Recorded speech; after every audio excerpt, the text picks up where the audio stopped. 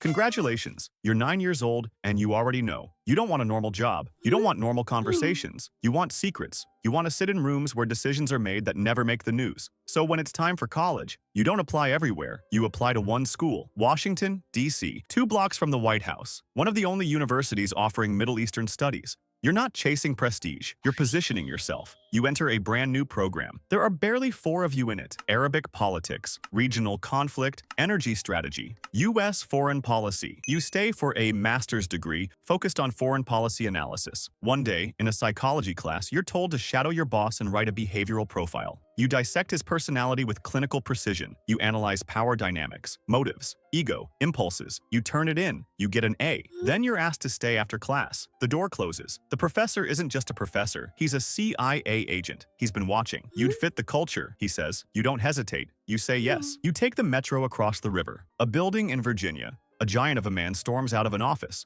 No small talk. Be at the medical school auditorium Saturday at 8 a.m. You leave. Saturday, 200 people in the room. You're handed a test, psychological exams, pattern recognition, stress responses, personality metrics. 2 weeks later, you get the call. You blew the doors off. A month later, you're at headquarters, interviewed by multiple divisions, operations, analysis, leadership profiling. You're offered a job analyzing Iraq. You accept. Congratulations, you're in. Your first years are quiet. You're not overseas yet. You're in offices filled with classified cables and humming fluorescent lights. You learn how intelligence actually works. It's not explosions. It's not chase scenes. It's pattern recognition, reading intercepts, parsing reports from informants, distinguishing rumor from signal. You learn how policymakers consume intelligence, what they want to hear, what they ignore. You learn something important. Intelligence isn't truth, it's influence. You move from analysis to operations. Now you're not just interpreting the game. You're playing it. As a case officer, your job is human sources. You recruit, you persuade, you manipulate, you convince someone to betray their government for money, ideology, ego, or fear. You meet in cafes, in hotel lobbies, in parked cars, you pass envelopes, you memorize faces, you never write down what doesn't need to exist. You learn tradecraft, surveillance detection routes, dead drops, how to know if you're being followed, how to blend in anywhere. You live abroad, you lie to everyone about who you are, and slowly, your identity becomes compartmentalized. You have the official you, the cover you, and the real you. The real one gets smaller over time. The 1990s are different. The Cold War is over. The agency is recalibrating. Terrorism is on the radar, but it's not yet the obsession. You're working Middle Eastern targets, watching emerging networks, tracking extremist movements most Americans can't pronounce. You write reports warning about rising threats. They get filed, some get read, some don't. Then embassies are bombed. Then another attack. The signals get louder. But Washington is distracted. You feel it building. You just don't know how fast it's coming. September 11th. You're not in a movie scene. You're in an office. Screens everywhere. Phones ringing. Chaos without screaming. Within hours, the mission crystallizes. Destroy the network. Find everyone connected.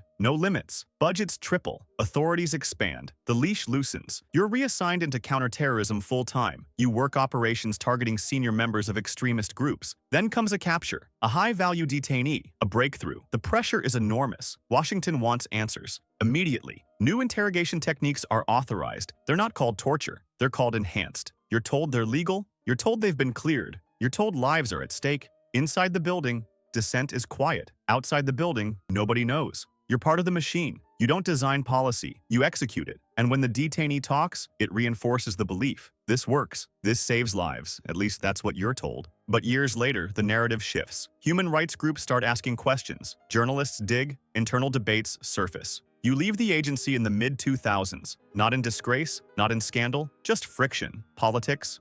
Leadership changes. You transition into policy roles, then private sector work.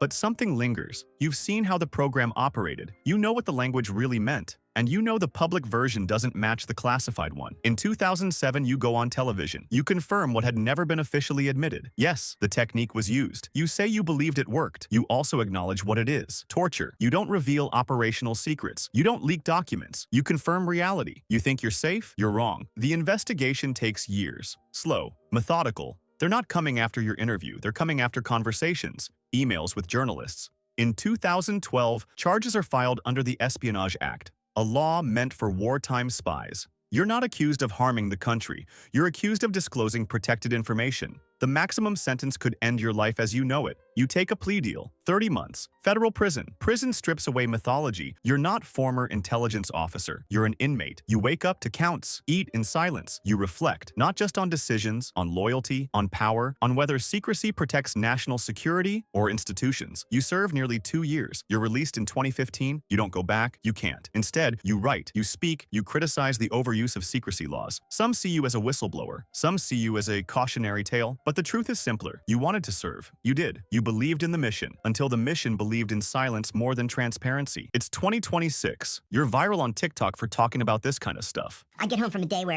I broke into some guy's house and planted a camera on a bug, and I get home and she'd say, "How's your day?" I'd say, "Great. What'd you do?" "Not a darn thing." And then my phone would ring at, midnight, and a guy would say, "The rain in Spain falls mainly in the plain." And I'd say, "Mares eat oats and does eat oats and little lambs eat ivy." And that means, meet me at the yacht club parking lot in 3 hours. And then I'd leave. She would say, where are you going? It's midnight." "I gotta work." So I'd leave, I'd do my meeting, I'd come home, 6 o'clock in the morning, just in time to shower and shave and get dressed to go to work. And she would say, "What was her name?" and I remember this one terrible time. That's what she said to me. What was her name? The truth is, "I had been sitting in a garbage dumpster, waiting for a guy to drive by down the alley and throw a bag of documents in, and I stunk. of garbage." And I said to her, Do I seriously smell to you like I've been with a woman? Seriously." so we ended up getting a divorce. Have you ever killed anybody? No, thank God. My children asked me that. And I told them very proudly that I have never taken any action that resulted in the death of another human being. There's one kind of half exception. And I think about this all the time. In 1993, I guess it was, I was sitting in the morning meeting. I told you earlier that every unit meets every day at 9 o'clock, and you just talk about what happened in the country that you cover overnight. I was in the morning meeting, and the secretary came in, and she said, "John, General Powell is on the phone for you. Call him Powell." I said, "General Powell? How does he know who I am?" And He said, "I don't know, but he asked for you by name." my boss is like, "Well, go answer the phone." So I went to my desk, and I said, "Good morning, General Powell. This is John Kiriakou." And he says, "John, if the Iraqis were going to kill the president, who would actually be in charge of that operation?" And I said, "Well, if you're talking about the attempt to kill President Bush, George H.W. Bush, he had been visiting Kuwait." I said, "Kuwait operations are run from the Iraqi intelligence service's Basra station, but Basra station is headed by Sabra Abdulaziz Adori, the director of the Iraqi intelligence service." He says, "Where does he sit?" I said, "Baghdad." "Where exactly in Baghdad?" I said, "If you hold on a second, I'll look up the address." So I looked it up.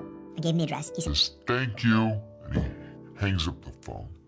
I go back in the meeting. They were like, "What do you want?" I said, "He wanted to know about Sabra Adori and the attempt to kill President Bush." I'm like, "Okay." 8 hours later, we fired 47 cruise missiles into Iraqi intelligence service headquarters, But by then it was the middle of the night in Baghdad. and we killed the janitor. And the hardest lesson you learn about the CIA isn't tradecraft. It isn't interrogation. It isn't recruitment. It's this. The system is built to protect itself, even from you.